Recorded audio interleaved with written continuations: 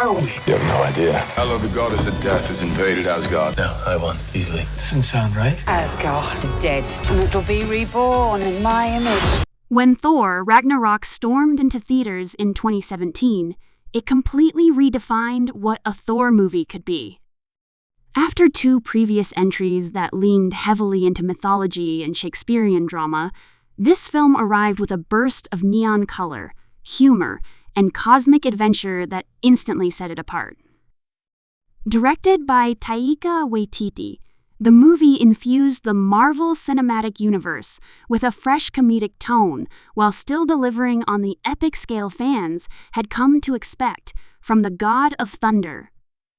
It was more than just a sequel, it was a reinvention, a turning point that transformed Thor from a stoic Asgardian warrior into one of the MCU's most entertaining and relatable heroes. The film's release marked a major milestone for Marvel, showcasing how creative risks and a bold new direction could breathe new life into a long-running franchise. The story begins with Thor, imprisoned by the fiery demon searcher, setting the stage for a tale that mixes destruction and destiny with wit and style. From the opening moments, it's clear this isn't the same Thor audiences had seen before. The God of Thunder now cracks jokes, faces chaos with a smirk, and doesn't take himself too seriously, a reflection of Waititi's signature humor that would come to define the film. Thor learns of the prophecy of Ragnarok, the apocalyptic end of Asgard, and returns home only to find his world in turmoil. Odin's absence looms large. Loki's deception has once again caused chaos, and the arrival of a new and powerful villain, Hela, the Goddess of Death, shatters what remains of Thor's once proud kingdom. Hela's entrance is one of the most memorable villain debuts in the MCU. Played with chilling confidence by Cate Blanchett, she radiates power and menace, effortlessly destroying Mjolnir, Thor's enchanted hammer, in a moment that symbolizes the end of an era. Her goal is clear: to rule Asgard and reclaim the throne she believes is rightfully hers. With Odin gone and Asgard vulnerable, Hela begins her conquest, resurrecting her undead army and revealing the dark history of Asgard's empire. For the first time, the Golden Realm is portrayed not just as a place of gods and heroes, but as a kingdom built on conquest and bloodshed. Stripped of his weapon and cast out of the Bifrost, Thor finds himself on the strange and colorful planet of Sakaar, ruled by the eccentric and flamboyant Grandmaster, played with infectious energy by Jeff Goldblum. The planet is a chaotic junkyard of lost warriors, slaves, and scavengers, where the strongest survive through gladiatorial combat. It's here that Thor is captured by Valkyrie, a disillusioned former Asgardian warrior played by Tessa Thompson, who has traded her past for a life of drinking and bounty hunting. She sells Thor to the Grandmaster, who forces him to fight in the arena for entertainment, and that's where one of the film's most iconic moments takes place. The arena doors open, the crowd roars, and Thor's surprise opponent is revealed to be none other than the Hulk. The reunion between the two Avengers is both hilarious and thrilling. Hulk, still in his savage form after disappearing at the end of Avengers: Age of Ultron, has been living as Sakaar's champion. The fight between Thor and Hulk is pure spectacle, a clash of titans laced with humor, as Thor tries to reason with his old friend while dodging his punches. Their dynamic becomes one of the movie's highlights, balancing camaraderie and competition in a way that perfectly captures both characters' evolution. What follows is a journey of unlikely teamwork and self-discovery. Thor realizes he must rely not on his hammer, but on his own inner strength to save Asgard. He forges uneasy alliances with Hulk, Valkyrie, and even Loki, whose unpredictable nature adds both tension and comic relief to the group. Their interactions bring out some of the movie's best moments: sharp dialogue, genuine emotion, and humor that never undercuts the stakes.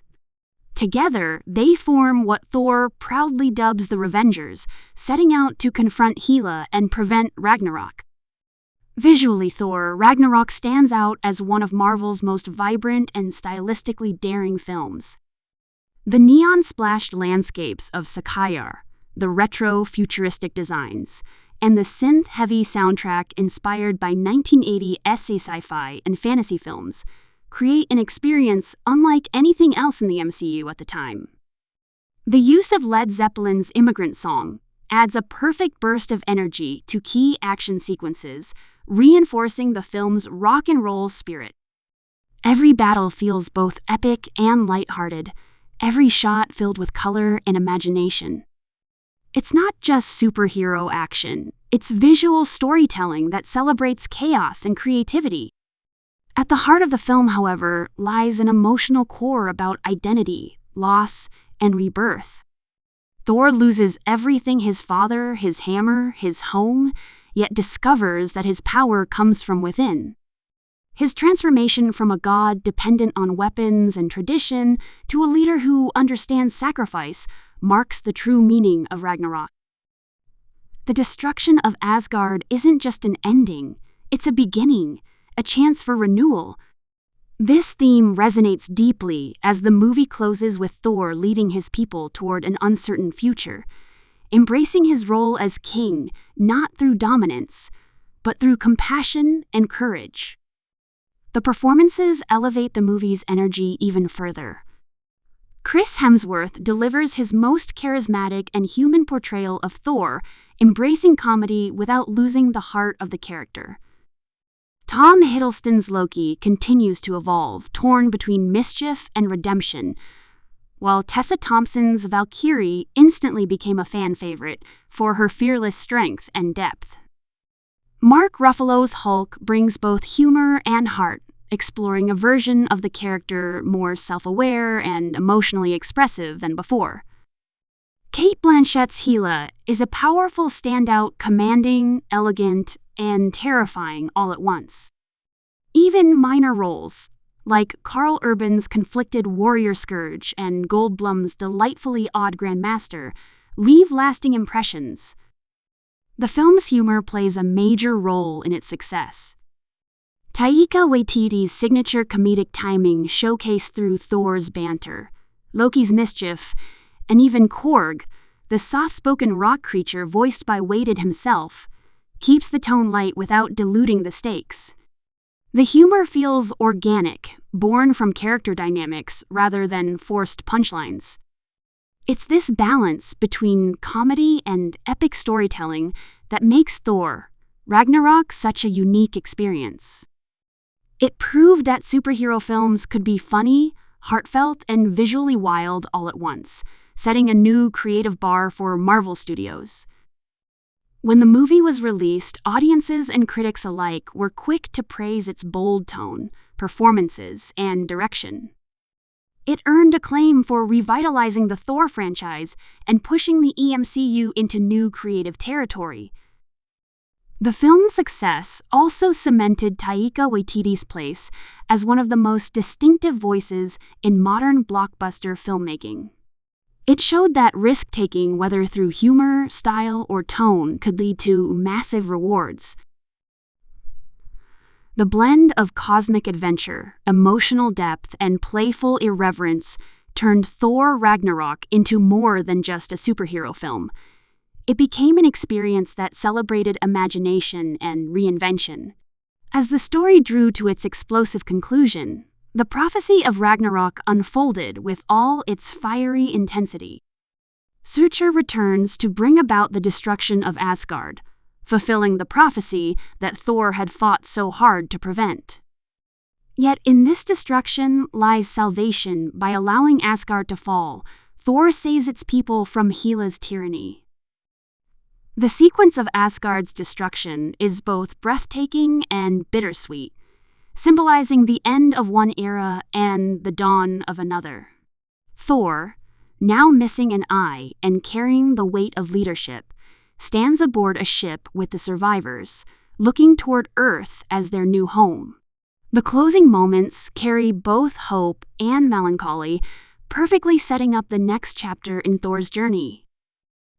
Thor, Ragnarok remains one of the most influential films in the Marvel Cinematic Universe, not only for what it accomplished in tone and style, but for how it reshaped its characters.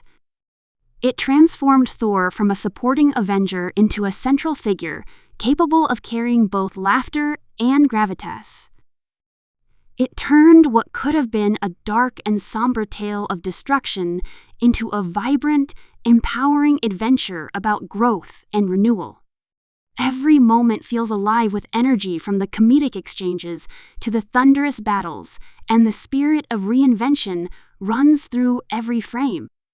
Even years after its release, the film's legacy continues to resonate.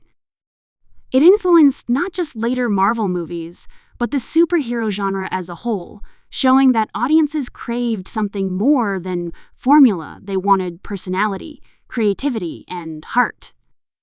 Thor, Ragnarok gave them all three in abundance. It stood as a reminder that even gods can change, that destruction can lead to rebirth, and that humor can coexist with heroism. The movie's mix of color, chaos, and courage ensured its place as one of Marvel's most beloved and rewatchable entries, leaving fans excited to see where Thor's thunder would strike next. From its explosive opening to its heartfelt finale, Thor, Ragnarok captures everything that makes superhero cinema so thrilling: spectacle, emotion, humor, and heart. It's a story of gods, monsters, and redemption, told with the confidence of a filmmaker unafraid to break rules and embrace absurdity. Above all, it's a story about finding strength not in what's lost, but in what's left. The God of Thunder didn't just survive Ragnarok, he was reborn through it. Brighter, funnier, and stronger than ever, ready to face the future as both a warrior and a leader of his people. The storm may have destroyed Asgard, but it also forged a new legend, one that continues to echo across the stars.